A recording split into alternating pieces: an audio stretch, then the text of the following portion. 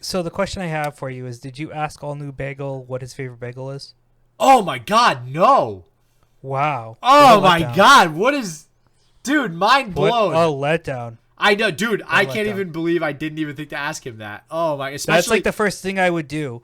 Like, this is the whole banter situation with people. It's be like, hey, since we have a break right now while the decks are reloading. Oh my God, that stinks. What is your favorite bagel? And I had so many short an Asiago bagel? Yeah. Is it it's a everything bagel? It's always Is it Asiago. a sesame seed bagel?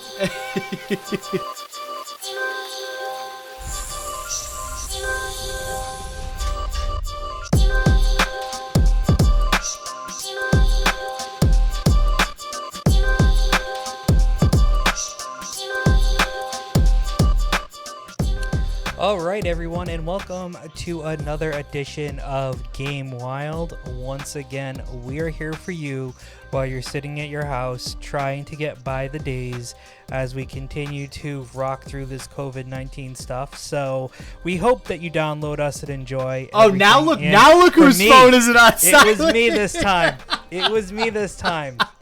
It was me. Oh, what a great way to start this podcast I made a mistake, and this is fair. I will take my beating. We're rushing things. I have a chicken in the smoker. Oh, so I have sure. to check Blame on it on it the once smoked it's done. chicken. Blame it on the smoked chicken. I'm out. My mind's out of sorts today.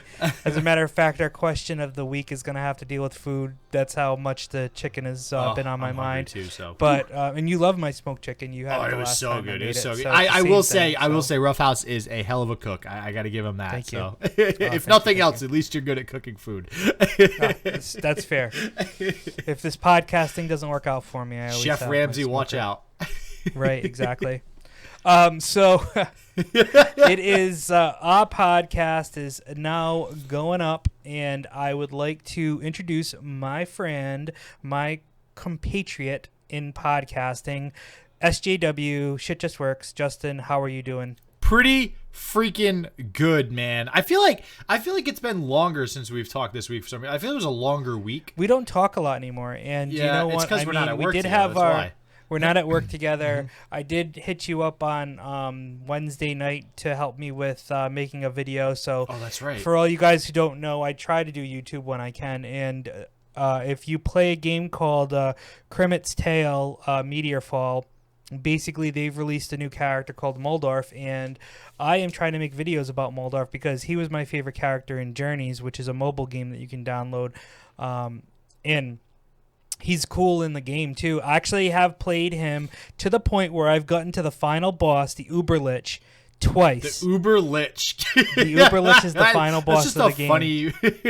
Jesus. And the first time I beat him, but you have to clear all the trash on the board, and I died against the last guy on the board. Man. And then the one that I was trying to record to say, hey, here's how you beat the Uberlich, and I failed, was I got him, I cleared all the trash first, and then I faced him last. I got him down to 1 hit point, and he beat me. Wow, that feels bad. It feels bad, man. I've had plenty of games, whether it be something like that or Slay the Spire or League of Legends or Legends of Runeterra, that I'm at 1 health, and that comeback is still possible, baby. Never give up. Never surrender. Yep, so I'll try it again. Maybe Tuesday night I'll stream it again and see if we can get through it. But with that being said, the first thing on our board is the question of the week.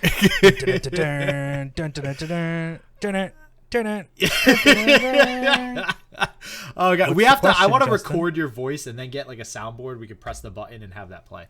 That I have a soundboard. We could do that. Oh, that's gonna be next level. We got to do that. My Stream Deck. Yeah, my Stream Deck soundboard from Elgato.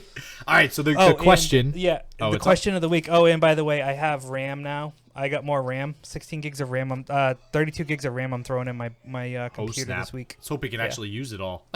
Okay, 64. It goes up to 64 gigs. I have 16 in it now, so I'll push it up to 48.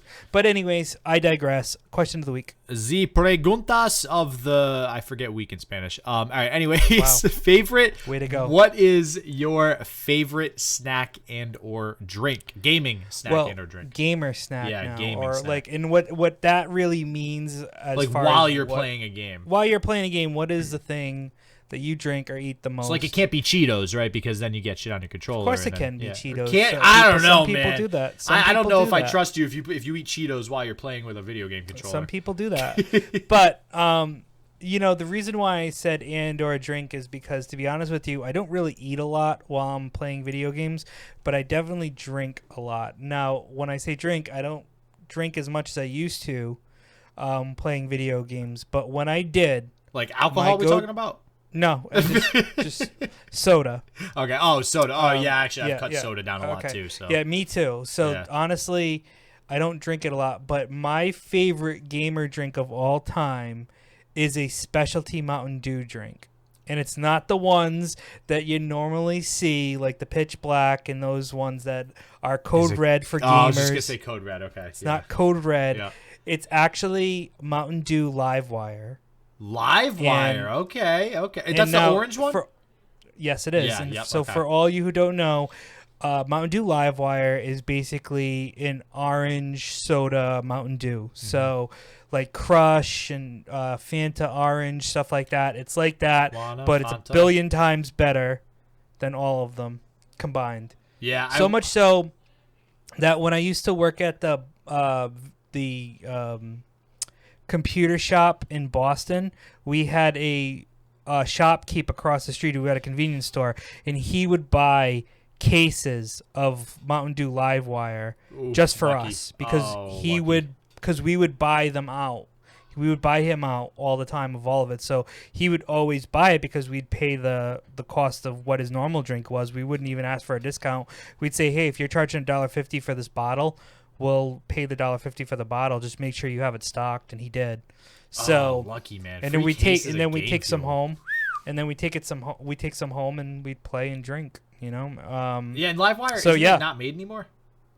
Yeah, it's very hard to get. Yeah. I think they still make it in limited supplies, but yeah, that was my... Can't be as hard to get as a Nintendo Switch right now. Yeah, I've been trying to help you out with that. It's just not... But you don't answer your phone in time. It's fine. I've just lived with the fact I'm not going to play Animal Crossing during this pandemic, so it happens. Right. Well, you could if you get the light, like I told you to. Yeah, I don't want to get the light, though. It's going to feel really bad. I told you what you need to do. You need to get the light, use it, and then when you get when you get the full version, give that to Steph.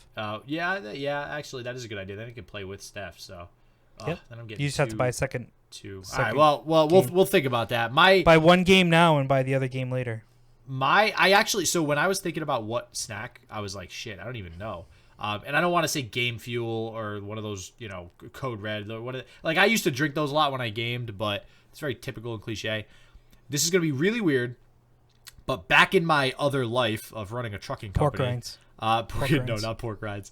I used to work ridiculous hours, so I'd be in the office, all day on a Saturday for like 14 hours, and during the middle for like an hour or an hour and a half, I would go and grab a crap ton of D'Angelo's and watch League of Legends, NALCS. And it was just this thing that I did. I was so fat. It was bad. It was like I would get like a lobster roll, a steak and cheese, and a buffalo and a tuna, like 4 sandwiches, and just like face and just watch League of Legends. And I don't know why, but it was just fun. So guys, just for those who don't live in New England, D'Angelo's is a local sandwich shop that provides hot and cold sandwiches, as he said, steak and cheese, lobster rolls, stuff like that. My favorite is steak and cheese with hots all day, every day. Steak, and their steak is great. If you come up here in the Northeast, you should definitely, or New England specifically, definitely check it out. I used to actually work there when I was 15 until like 18 too, and I still am not sick of their food. That's how you know it's good. So definitely a place to check out. All right. So with that question being answered, the next thing we have up is something that you're very familiar with. As a matter of fact, I feel you're so immersed in it. It's Legends of Runeterra has finally decided to launch the game. So excited. Oh my God, dude. And actually I'll pull this up on the Vodcast real quick as well. If you guys take a look, you can see on their website, which will also be a link in the description of the YouTube video and on the podcast description as well. To the launch announcement and FAQ, frequently asked questions. Basically, oh man, I've been waiting a while for this. They finally announced the official release date of the game, which is April 30th. And on top of that, there will be a brand new set coming out right before that. That's going to drop. I think it's April 28th, if I remember correctly from the fact. And the best, oh my God, the best part is this is going to be on mobile. So that means not only will way more people have access to this game, but I can play mobile now. Right, which means he's going to be playing it at work when we're back. Yeah, yeah. So if I do actually go back to work, if you catch me in the bathroom for a little too long, Joe, that's probably what I'm doing. Oh boy.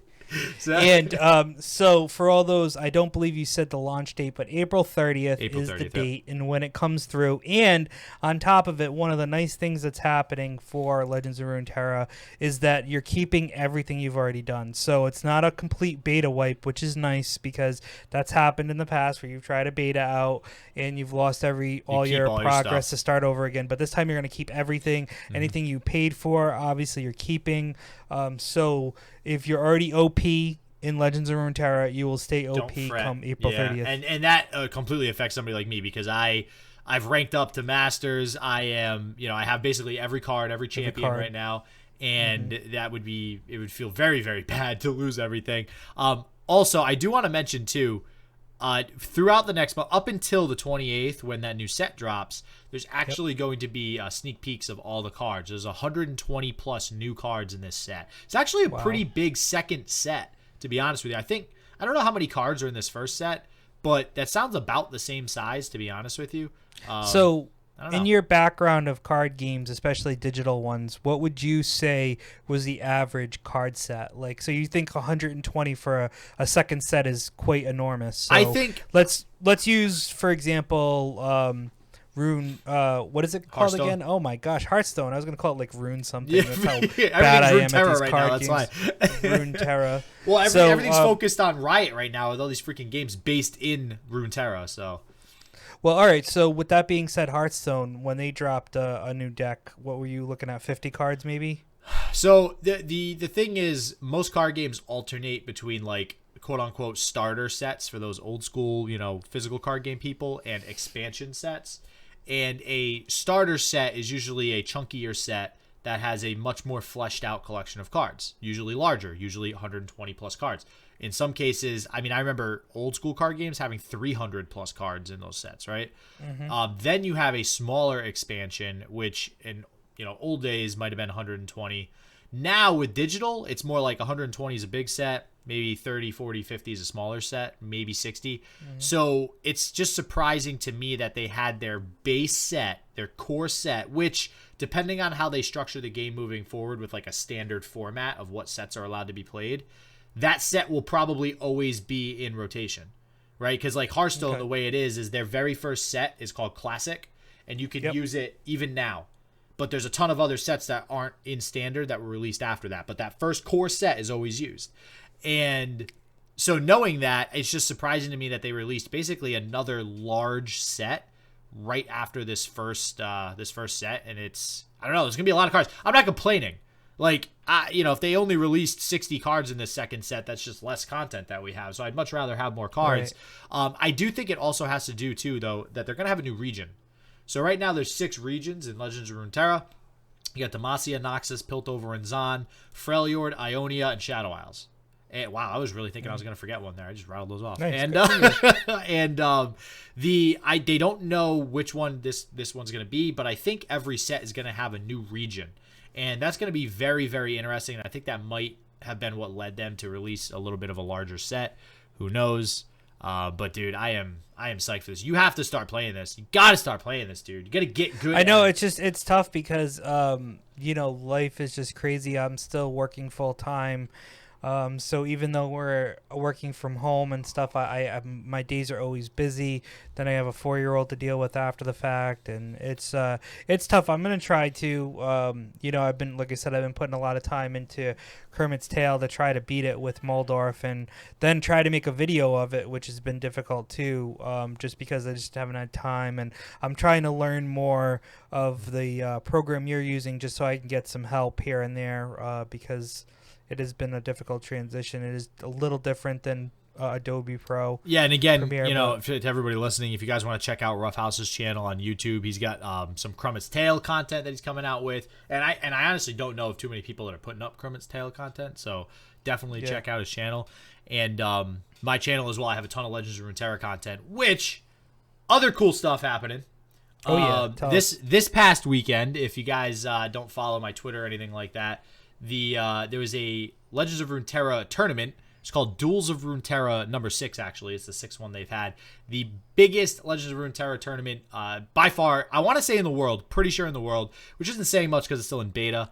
But it was like 300 plus people. But for the community to be able to come together like that as a gaming community and just organize a tournament with no sponsorship from like Riot or anything like that. This was just $200 given by a bunch of random people.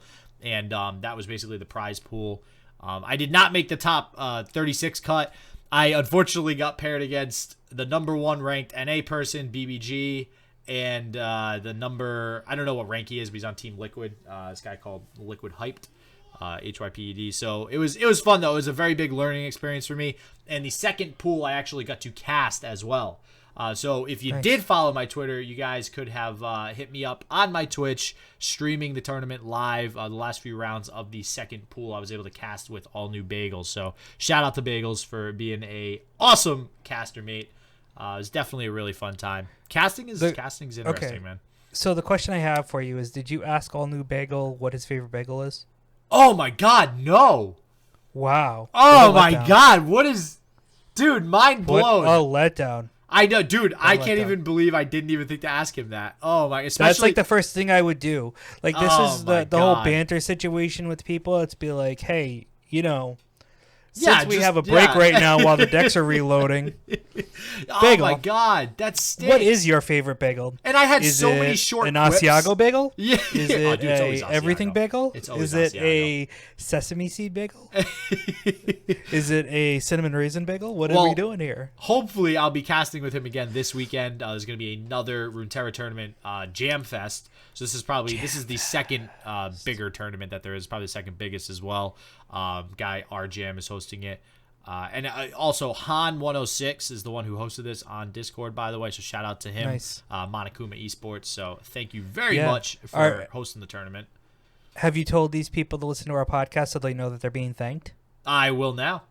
You should. I will now, man. And who knows, maybe Bagel will surprise all of us and put in the comments what his favorite bagel is. Yeah. Now you have to answer what the heck your favorite bagel is. And it better be Asiago. It better be Asiago. Listen, don't fold to peer pressure. It's your name. You should know what your bagel is. You choose your bagel. This is a no judgment zone on bagels, okay? No judgment zone. Oh God. All right. So anyways, let's go to the next topic. So big stuff happening. Big stuff happening. I'm getting involved in the Runeterra community a lot. So if you guys are playing, hit me up. Find me on Facebook, Instagram, all that good stuff. The other good thing too with this announcement for Runeterra, there's a video online and it looks sick.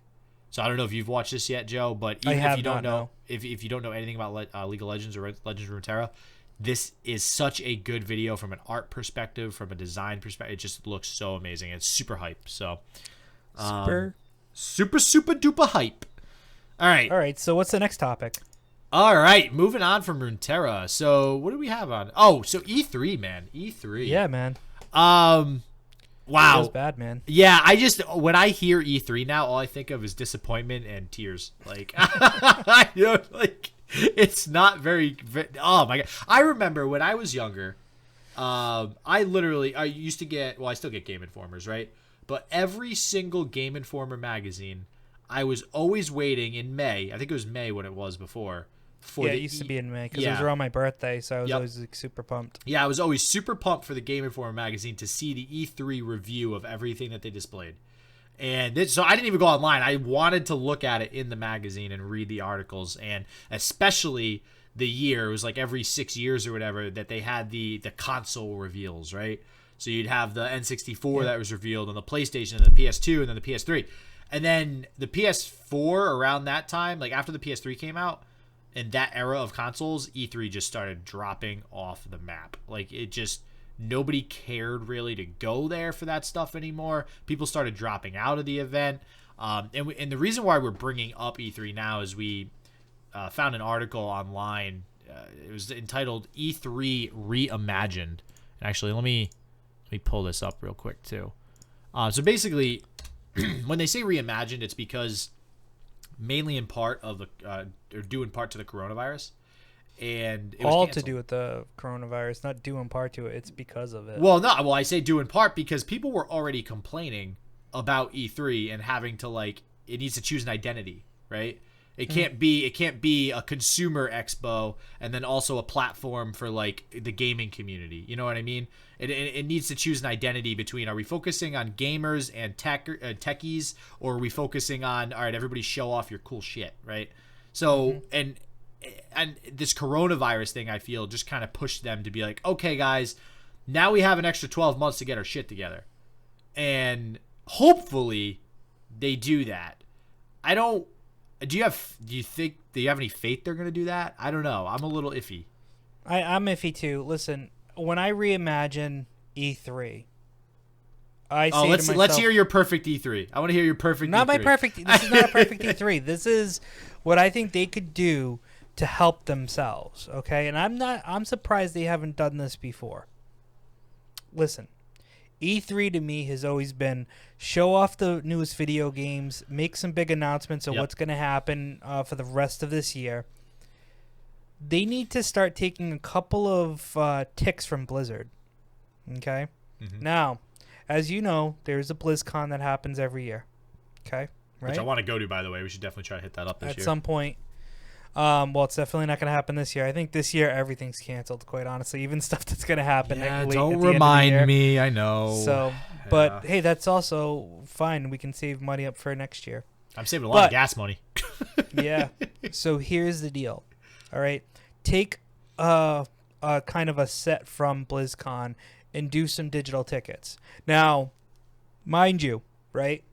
What can you really do with a digital ticket for E3 when you can get every announcement, stuff like that for free, right? Because you can go on Xbox's site and everyone live streams it. You don't pay to see that stuff. But what if they worked with developers and they said, okay, we're going to sell digital tickets. Yeah. With this digital ticket, we're going to allow people to play the demos of some of the games that people who physically could have gone to play. Now, what this could do is it fixes a couple of things, right? It fixes overcrowding at E3. Yeah. Because there's always so many people packed. It gives more people an opportunity to access and try games out that aren't able to do it. You can charge it at a cheaper rate than the physical ticket because you're not physically going, and you're only going to play games there that you're only going to demo games that have been aligned with the partners. So let's say Microsoft, Sony, Nintendo say, okay, here are the games that we'll have demoed at E3. Here are the ones we're allowing people to try out and play digitally with a ticket. You know what I mean? So when you say so you're saying these people that are buying a digital ticket to basically essentially demo the game can play it from the comfort of their own home. Correct. Okay. Yeah. I honestly think that and would with be a good idea. Well, but think about this. Okay. Now, granted, the limitations of that were dramatic the last couple of years, but with all the cloud stuff, with Cloud X, and all the stuff that's happening, you can totally do it now. You're charging people a fee to get into E3 digitally. You're making more money. Give them content on top of it. So let them be able to experience a VR booth, okay? How about that too? VR the booths. Be able to walk through the booth, see what's there, all that stuff, and get digital stuff. You know what I mean? Like, and get you free can always, stuff. And like they can right always now, limit the amount of digital tickets that can be sold too. Like if they're really worried about bottlenecking or something like that, they could just limit the number. Right, and the cool thing too on top of that is that they could give away free things too. So like when you go to booths and you get swag, they can give digital swag away. They could ship you something. So if you pay for like the VIP golden ticket type deal, you'll get something. Yeah. They'll ship you a package on top of it. But I really think E3 needs to start expanding itself to say, listen, there are people that can't make it to this thing. and we want them to be a part of it too. We don't want to be inclusive, right? Or we want to have the entire gaming world be able to interact with this. And when interacting, I don't mean they go to Microsoft's website and they log in to watch Microsoft's announcements, or they go on or they go on IGN to watch the interviews, or Mixer or Twitch, because that's happening now. Like Mixer and Twitch are doing a lot of stuff with people and doing interviews during that. They did that last year. Yep. But those are the types of things that I'm talking about. And I think that you could also have an E3 stream. So if you don't have the ability to know when certain things are happening, you can go in and be a digital viewer of some of that stuff, because you'll have okay, here are all the things that normally happen at E3 that you usually don't get to see. You can see them. Yeah, and there's like you have EDC as an example. They live stream that and that's a concert, right? And they even live stream that. So like you said, it's not about just live streaming the information. It's about how do you find a way to remotely include people and make them truly feel like they're there without it just being like a virtual reality experience, but actually playing the games. And yeah, I mean, we stream games off of the cloud now.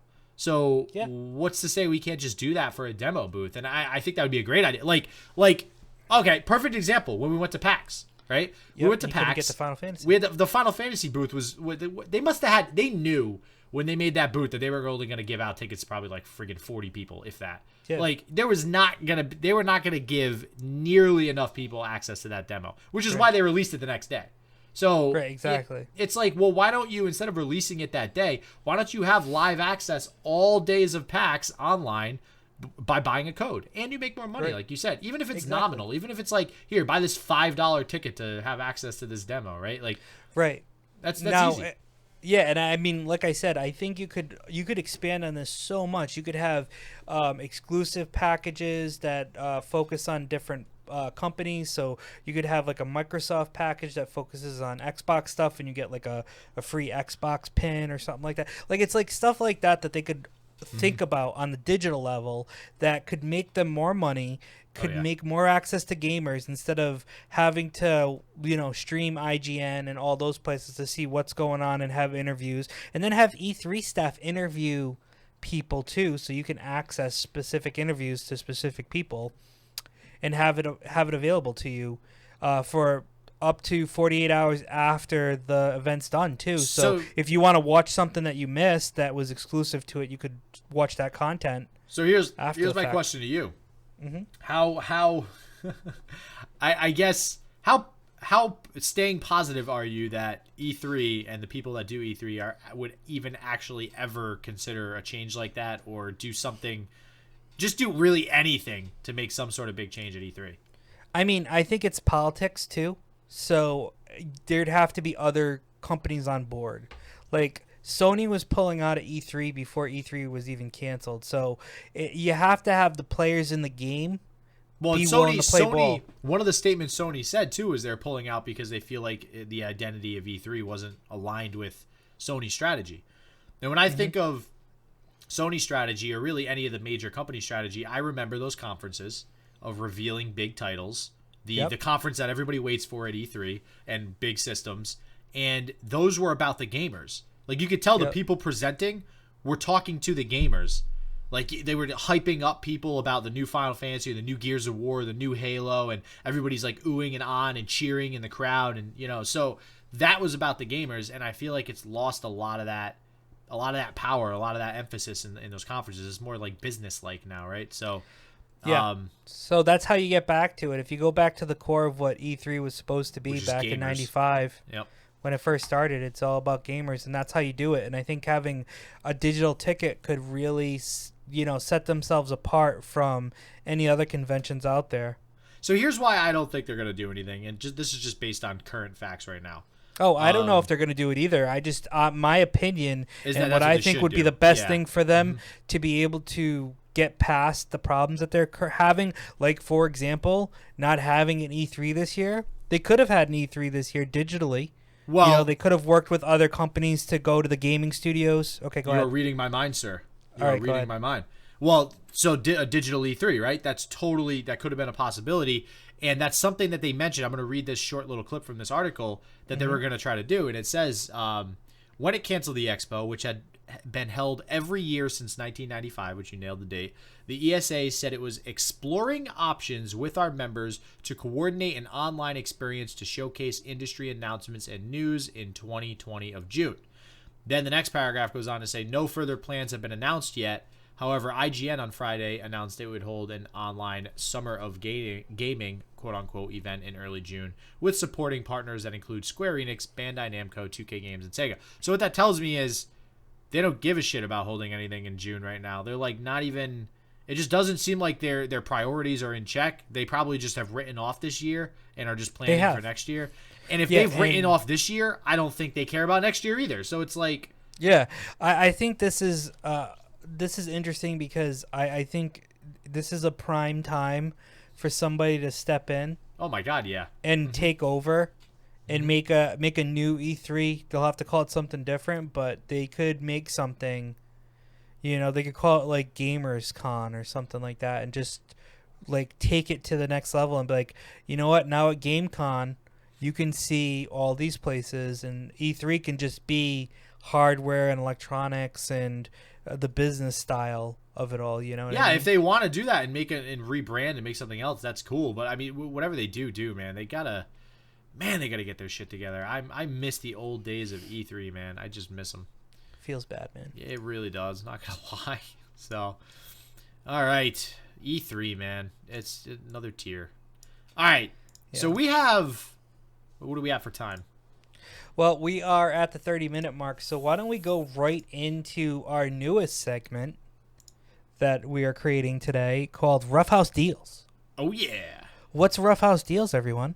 Well, it's not anything that I'm selling, so don't worry about that. It is click our link. Stuff, we get paid. So this is stuff that I found on the internet that is free or is a deal that you might be interested in, and the first thing, funny enough, that I found was totally reliable delivery service. If you guys hear that name and say, wow, that sounds familiar, it's because it was featured as one of the games being released last week in our no, I think it was that normally come out. It was 2 or 3 weeks No, it was ago, last week. Was it last week? It Yep. was? Okay. Mm-hmm.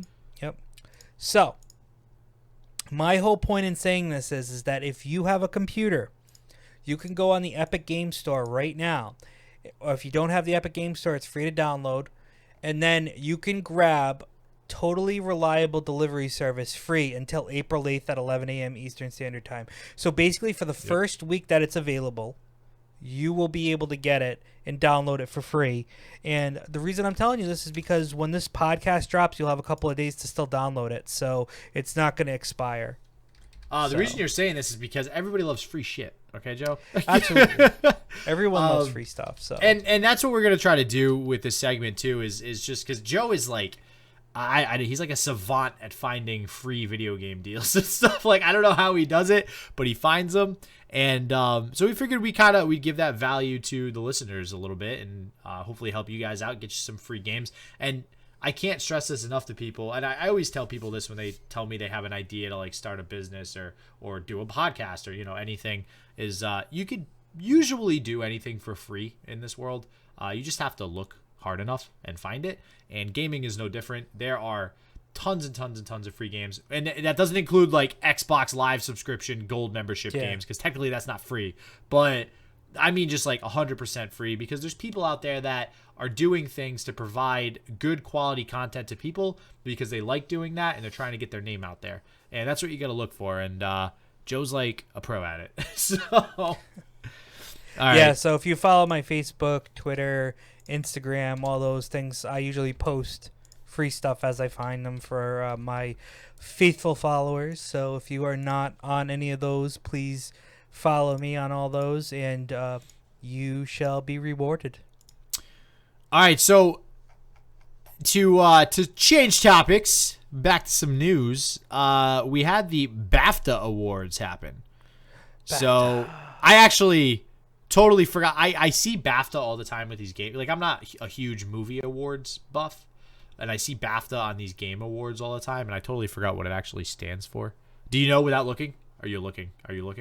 I'm looking, so you already lost. Oh, so God damn it. Okay. Well, anyways, for those who don't know, oh, God, I don't even know if I have it up here. It's the British Academy something award. Sorry, British Academy something awards.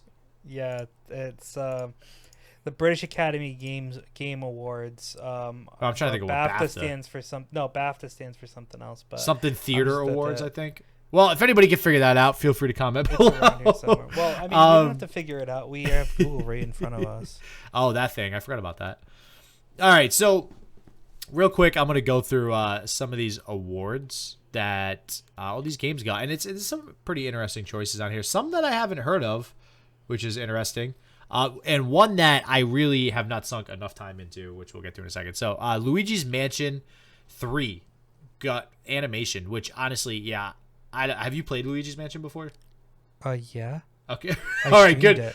Good answer. Dude, the animation and even the older ones is great, and this new one was absolutely beautiful. So props to Nintendo. Always doing good things. Sayonara Wild Hearts for artistic achievement. I have no idea what that game is. Have you heard of that before? Wild Hearts? I've heard of it, but never played it.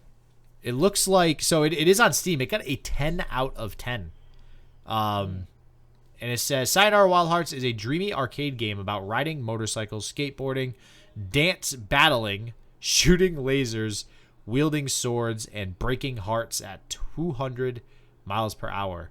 Kind of makes me want to get it. It's currently 20% off, and it's $10.39 for a BAFTA awarded 10 out of 10 game on Steam. So I would definitely consider anybody checks that out who's listening. It looks pretty sick. It almost looks like a VR game, too. I wonder if it's... Yeah. VR, by the way, British Academy of Film and Television Arts. Hey, there it is. Google coming in clutch. All right. Then we got Ape Out for audio achievement. Now, this is the game I'm very mad I did not play more of, and I wish I could have. Outer Wilds, best game. Oh, wait, this is it. Nope, never mind. What's the game I'm thinking of? I completely just... Outer Worlds. All right, well, I still wish I played a lot of Outer Worlds because that was a really good game. Well, the good thing about Outer Worlds is you can still play it if you have your Xbox subscription, yes. Ultimate Pass, so you're good. So then, what the heck is Outer Wilds then? I feel a little bit down that I don't know some of these games that got BAFTA awards here. Outer Wilds. We are very proud to announce handcrafted solar system. So it is a space game, 2019 action adventure game developed by Mobius Digital. In the game, the player character finds themselves on a planet with only 22 minutes before the local sun goes supernova and kills them. Wow. That's pretty good plot line, not going to lie. All right. Then we got... all right. Path of Exile got Evolving Game. Best Evolving Game Award. I know you've played that. That game is on point. It's basically Diablo, but free. I don't know. Do you think Path of Exile is better than Diablo? No. I don't think so either. All right, good. I think it's a valiant effort. I think it's good for an open world environment for people to kind of code openly and make new expansions and stuff. Like the one complaint I have about Diablo is that it just never feels like they made enough, if that makes sense. Like you play the game, you beat it, and you're like, but I want more. And there's never more. It's just grinding and getting gear. And with Path of Exile, there's always more. There's literally, it's like World of Warcraft where there's expansion every so often. And I really wish Diablo would adopt that model at some point. Observation for best British game. Disco Elysium, best debut game. Untitled Goose Game got best family game. I think I knew that was gonna win an award somewhere. That game is just so. Have you played it yet? No. It's freaking hysterical. You literally just bug the shit out of everybody in the game as a goose. And you just wreak havoc as a goose. You eat stuff, you break stuff, nice. You fly around. So I knew that game was gonna win. That's awesome that they ended up getting best family game. Kind Words, best game beyond entertainment. Apex Legends got best multiplayer. And have you played Apex at all? I have. What do you think about Apex? It's all right. I mean, I just don't play it a lot because I'm not big into the multiplayer games. So. Okay, fair. The first-person shooter multiplayer, just not my dig. Have you played Fortnite? No. So, okay, man. All right. I kind of wanted to have like a little heart to heart with you, like bashing on Fortnite right now. That would have been fun. But I'm very against Fortnite, and I think Apex Legends should be the Fortnite. I should be the better version of Fortnite, but unfortunately, Fortnite is more catered towards kids with the graphics and stuff. So, Disco Elysium, best music. Oh, I already said that. Oh no. They got multiple. Disco Elysium got multiple awards here. Disco Elysium got best narrative as well. Yeah, so Disco Elysium I'm interested in getting. It's actually on sale on the Steam store. So I think it's 25% off right now. And I'm probably going to get it. The reason why I haven't bought it yet is because it's a lot of reading. So it's a narrative style game where it's like your choices are all based off of like old school stuff, like reading and it's really crazy. So yeah, it's on sale for $30. Like it's an RPG. Unique skill system, city block to carve your path across, interrogate unforgettable characters, crack murders, or take bribes. Become a hero or an absolute disaster of a human being. So it's just an old school RPG that looks incredibly well put together graphics wise. It is. Wow. Yep. And I mean, honestly, guys, I have some bad news. By the time you hear this, it will probably not be around. It's running for another 23 hours. We are so that means probably around 1 o'clock Eastern Standard Time tomorrow. So if you hear this in the morning, if you hear this podcast in the morning, go on Steam if you want. It's 25% off. It's normally $40. It's now $30. And pick it up. I might pick it up today, to be honest with you. It came out back in October. And like I said, I was really interested in it. It's just there's a lot of reading. It looks great, but it does look amazing. And so I might still get it. I'm actually probably adding it into my cart now to make sure that I have it in my cart. Wow, sorry, Joe. Sorry I brought it up, making you spend all your money on games. I know, even more so than you probably already Especially do. now, I'm looking at 2 other things that I want to buy. This is what happens. Related. See, maybe this is a bad idea, especially because usually we review the games that are coming out at the end of the. I think that's bad that we do that because we're just gonna end up blowing all of our money on all the new. Yeah, games and it's now. stuff like I already said, I don't have a lot of time to do stuff, and now I'm gonna get a game that I'm not gonna have time for. But because I'm also looking at buying a new coffee maker and. Well, you need a coffee maker because you need to stay up more to play. Well, and games, I got all that coffee, and I got all that coffee from Bones Coffee Company. If you follow my Facebook, you would see. No, and also Masterclass. I don't know if you've ever heard of it, but it's like where all these higher end people. So they're doing a buy one get one free on the annual pass right now, so you can get a year. I haven't gotten it yet. I was thinking about it because it's expensive. It's about $180 for the year, so that's really not that expensive in the grand scheme of things when you think about how much you spend. Do you get some sort of certificate or something after completing it? No, it's just you get to learn how to do things that you might normally not have time for, like making certain dishes or business strategy. Like they have one where Bob Iger from Disney talks business strategy with you. Oh, wow. And teaches you that stuff. Like it's like Daniel Negreanu has one for poker. I've seen. Yeah, exactly. Yeah. So I'm thinking about getting it because they have some good cooking ones, and it's buy one get one right now, so I can get one for my wife too. Man, maybe I'll do that. I mean, I wonder if they have one for like content creation or streaming or something like that. They might. I didn't know. I didn't see that as one of the classes on the front page, but that's not a surprise.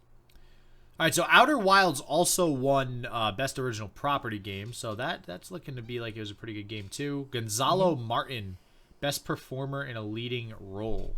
What game was that in? Wait, is that? Oh. Okay, so Gonzalo Martin.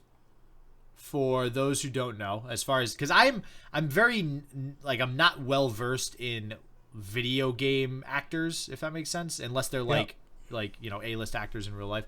So Gonzalo Martin played Laura Bailey no, those were other nominees. Okay, so Laura Bailey plays Kate Diaz in Gears 5. Courtney Hope was also nominated as Jesse Fadden in Control. Logan Marshall Green was David in Telling Lies was nominated. Gonzalo Martin as Sean Diaz, who won, is in Life is Strange 2. Barry Sloan as Captain Prince in Call of Duty Modern Warfare. Wow, Modern Warfare actor, really good. And then Captain Norman Reedus Price. as Sam in Death Stranding. What'd you say? Price. Price. Well, I'm Captain surprised Price. Norman Reedus didn't win, to be honest with you. They don't care about name clout here. Well, that's what I was just gonna say. So Life is Strange 2 is, I think, the much better overall game than Death Stranding. Death Stranding was just what's his face that made Metal Gear Solid? What's that guy's name? That's just Hideo Kojima. Yeah, Hideo Kojima. It was just his like art project, I think, to be honest with you. Then we got Marty Soasalo. That's hard. Best performer in a supporting role. Who else got nominated for that? Troy Baker, Death Stranding. Troy Baker, who's pretty big in the voice world.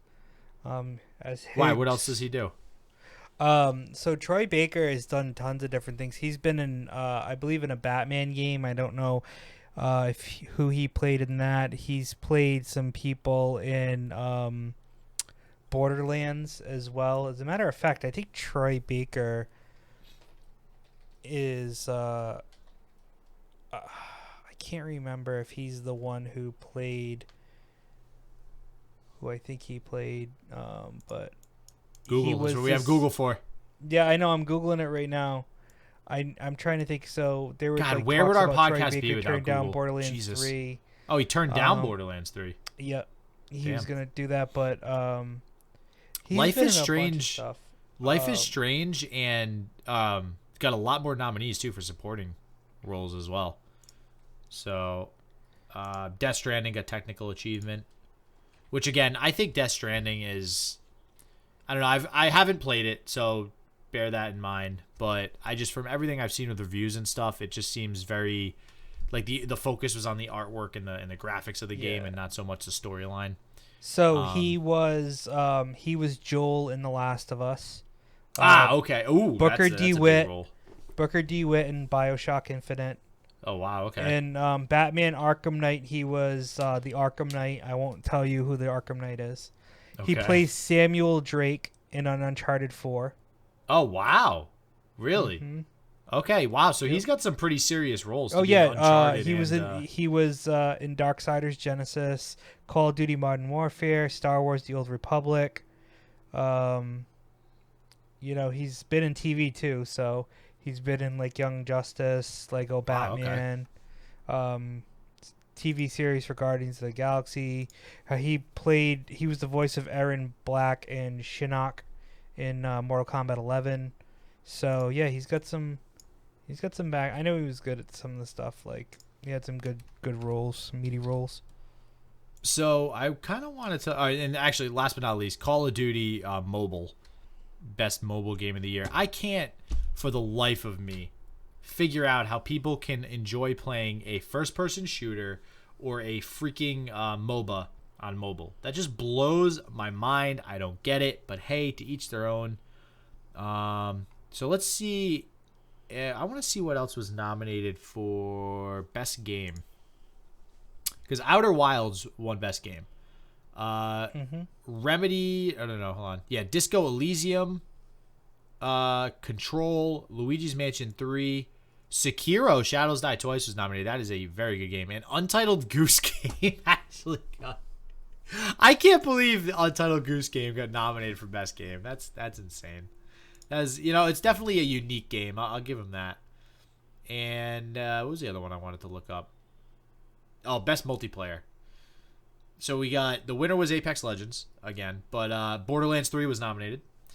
Borderlands 3 is obviously great. Call of Duty Modern Warfare, I feel like that's just nominated by default, which that kind of pisses me off that Call of Duty is considered for everything now when it's just the same game on repeat every single freaking year.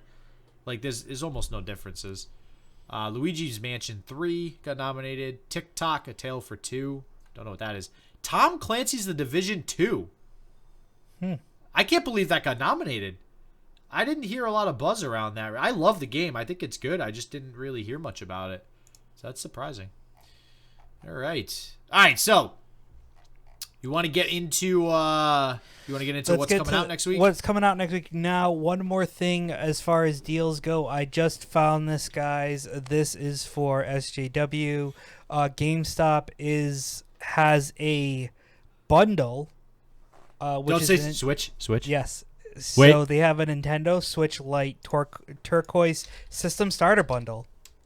Is it with Animal Crossing? It comes with Animal Crossing, a glass protecting shield for your light, and a $20 digital gift card to the Nintendo store, which, by the way, SJW is enough money to buy a year subscription to the Nintendo Online service.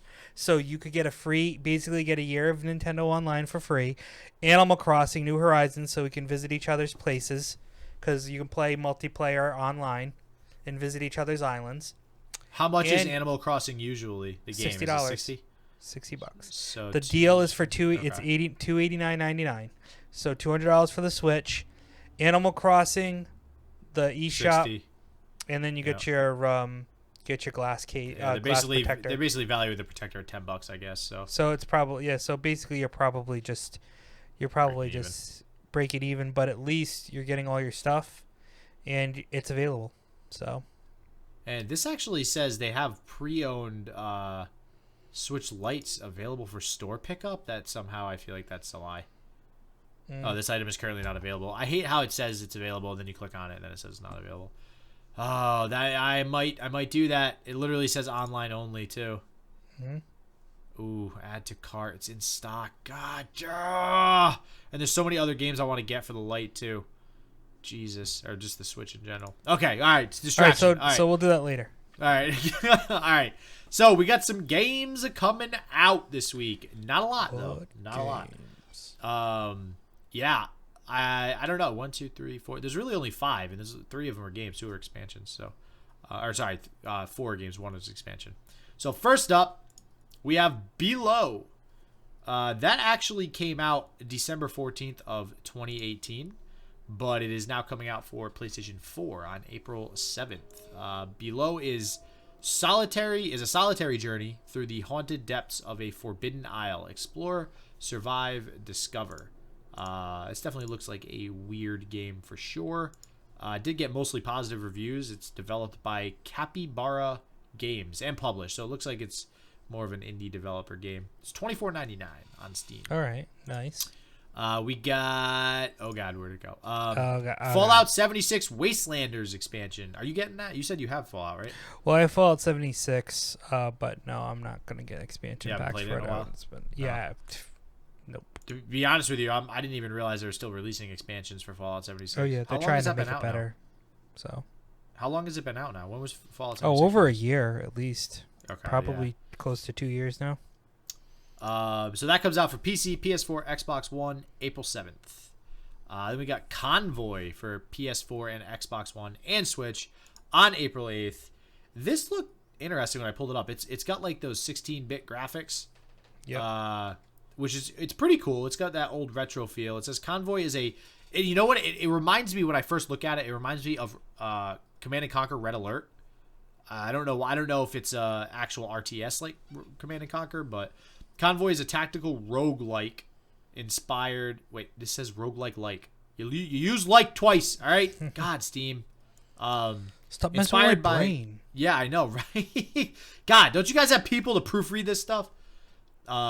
Inspired by Mad Max and FTL, in which you cross a wasteland in search of parts for your broken ship.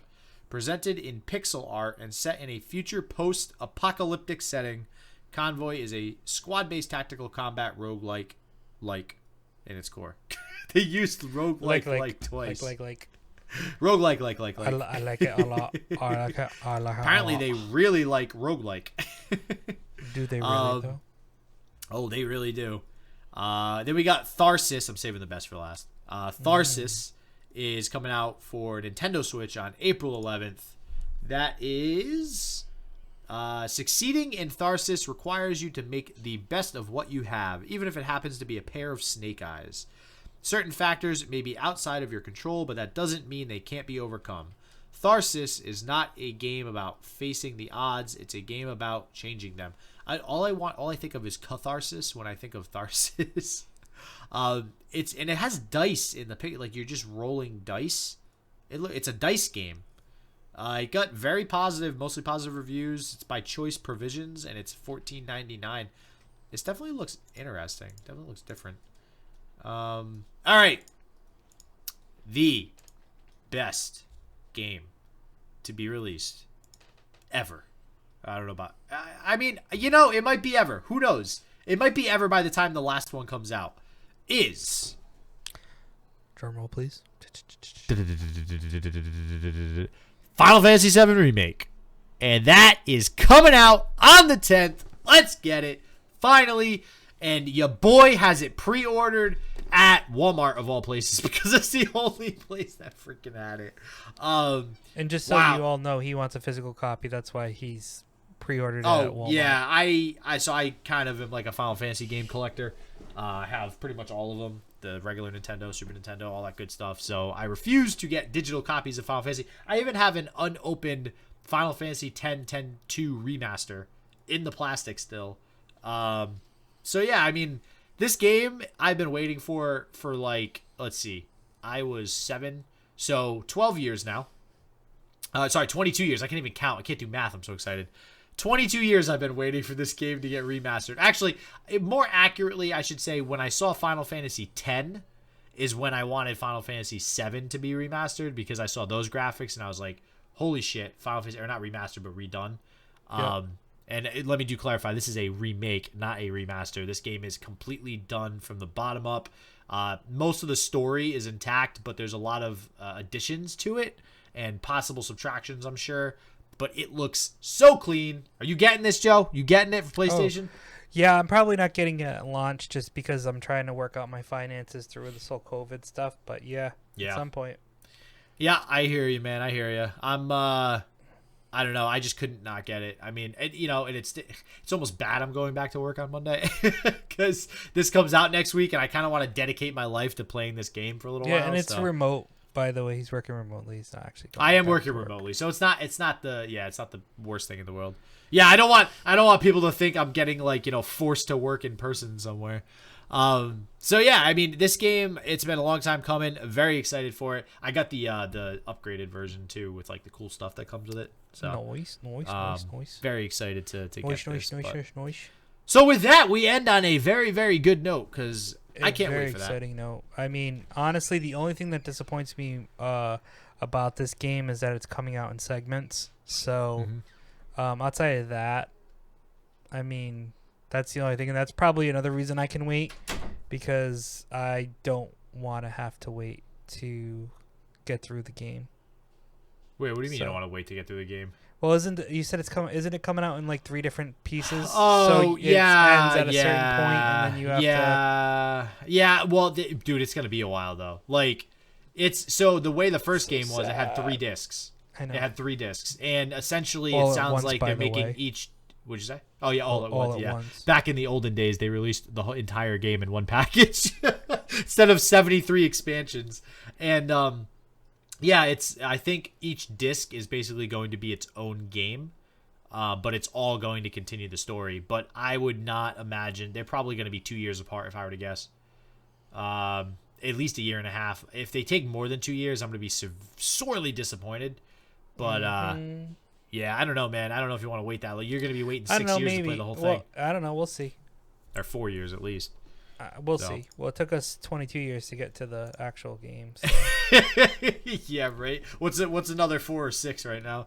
Right. All right. So that'll do it for this week, guys. Yes, this will do it. We want to thank everyone once again. Also, one thing that I forgot to do beforehand, and it's sad that I forgot to do this, but guys, it's time to rate and review us. 5 stars. Oh. Give us the love that we so desire. We appreciate it. We deserve appreciate too. Come on. Come on now. This is true. This comical banter doesn't just come out of anywhere. So please make sure you rate and review us. Once again, my name is Ruffhouse Plays, a.k.a. Joe, and SGW. My name is Shit Just Works, and I will actually probably be casting another tournament this weekend, Jam Fest, for Legends of Runeterra. So if you guys are interested, or you don't know if you want to play, you're thinking about it, hit me up. I'll definitely tell you where the tournament's at. You can either join or you can watch, listen to my dumbass commentate for a little bit, and yeah, it should be a fun time. So thank you as always, everybody, for watching. Thank you, guys. We will see you next week. Peace out.